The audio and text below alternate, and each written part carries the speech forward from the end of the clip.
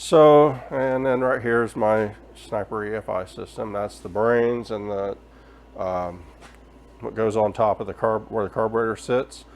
That's the ignition, and that's the coil that goes on there. I will talk a little bit about that distributor. So what Holley says to do, there's the transmission.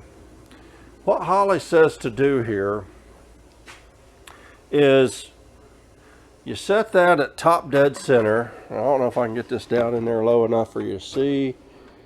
I apologize. So yeah, so you can kind of see I'm sitting at top dead center, and then you get your distributor stabbed in there, and then Holley gives you this little cap, and you kind of notice it's got a molded in top right there. That's for the rotor. So you take this cap off, you set this on it, and the rotor actually sits right up in this area here. Okay, and when it's sitting on there, you see you got these here, those sit down and mate right here. So it orients this perfectly. It also orients the rotor. So once you have the distributor in, you set this on, and then you rotate the housing until this drops down onto the rotor and drops down onto the body right here, flange. Once you have that done and it aligns perfectly, sets down there like it's supposed to, then you tighten your clamp down. Once that's done, you put this on, and Holley says it's where it's supposed to be. On the small block Ford, I've got the number 1 right here in this position right here.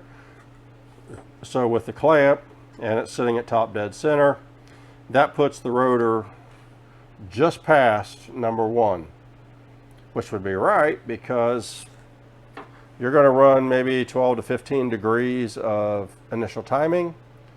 So having the rotor past here will set that in there right about 15 degrees.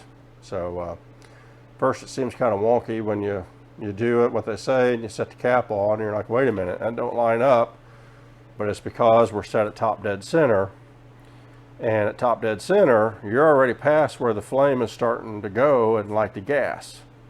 Okay, so the idea is once you've hit your spark, the rotor comes on around, the piston comes up to top dead center. By that time, the flame has propagated throughout the entire cylinder, and you have full power for that stroke.